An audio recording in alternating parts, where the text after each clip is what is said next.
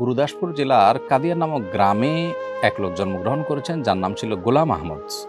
ইংরেজদের খুব অনুগত ছিলেন এবং ইংরেজ শাসন আমলে তিনি এবং তার পরিবারের লোকজন, তার বংশের লোকজন ইংরেজদের খুবই অনুগত এবং সেবাদার ছিলেন। এটি তার বক্তব্যে, তার বিভিন্ন বই পুস্তকে কিন্তু লেখা আছে।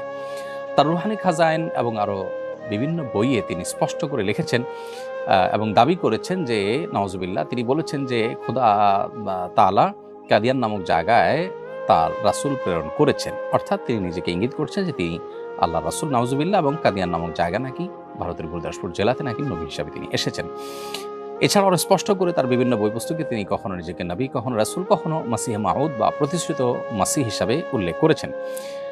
ইসলামের আকীদা এবং বিশ্বাসের একটা মৌলিক জায়গা হলো যে আপনাকে নবী করিম সাল্লাল্লাহু আলাইহি সাল্লাম আল্লাহর রাসূল সেটি বিশ্বাস যেমন করতে হবে, আশহাদু আল্লা ইলাহা ইল্লাল্লাহ ওয়া আশহাদু আন্না মুহাম্মাদুর রাসূলুল্লাহ, আল্লাহর একত্ববাদের সাক্ষ্য দেওয়া এবং মুহাম্মদ সাল্লাল্লাহু আলাইহি সাল্লাম আল্লাহর রাসূল হওয়ার সাক্ষ্য দেওয়া, এটা যেমন আমাদের ঈমানদার হওয়ার জন্য জরুরি, ঠিক একইভাবে রাসূল করিম সাল্লাল্লাহু আলাইহি সাল্লাম যে আল্লাহর শেষ নবী, শেষ রাসূল, তারপরে আর কোনো নবী বা রাসূল আসবেন না, এই কথার সাক্ষ্য দেওয়াটাও কিন্তু আমাদের ঈমানের গুরুত্বপূর্ণ একটি পার্ট বা অংশ।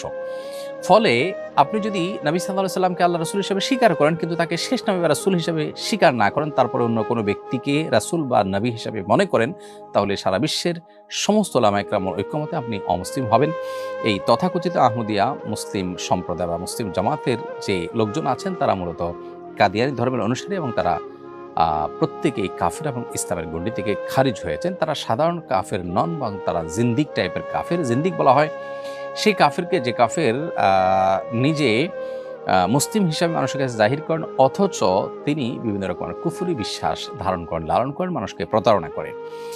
এটা হলো অনেকটা নকলের মতো। আপনার কাছে টাকা নেই, দোকানদারের কাছে গিয়ে আপনি বলেছেন অনুবিরণ করে আপনার ক্ষুধা লেগেছে, হয়তো আপনাকে কিছু খাবার দিতেও পারে দোকানদার, কিন্তু আপনি নকল টাকা যদি দেন, তাহলে আপনাকে খাবার দেওয়ার পরিবর্তে জেলে পাঠানো হবে। ঠিক একইভাবে আমাদের এই সমাজে বিভিন্ন ধর্মের মানুষ বসবাস করে, সেটি করতেই পারে, কিন্তু কেউ যদি মুসলমান নাম ধারণ করে অথচ সেই মুসলমানদের মৌলিক বিশ্বাস এটি ধারণ করে না, তাহলে সেক্ষেত্রে সে কখনো মুসলমান না, এটা বরং সে প্রতারণা করছে এর মাধ্যমে।